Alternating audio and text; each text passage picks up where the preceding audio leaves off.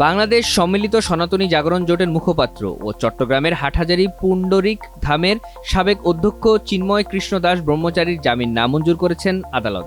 তাকে কারাগারে পাঠানোর নির্দেশ দিয়েছেন আদালত। চট্টগ্রাম ৬ষ্ঠ মেট্রোপলিটন আদালতের ম্যাজিস্ট্রেট কাজী শরীফুল ইসলাম ২৬ নভেম্বর এই নির্দেশ দেন।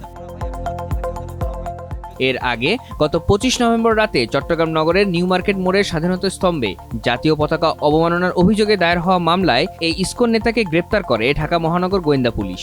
২৬ নভেম্বর সকালে চট্টগ্রাম মেট্রোপলিটন ম্যাজিস্ট্রেট আদালতে নেওয়া হয় চিন্ময় কৃষ্ণ দাসকে।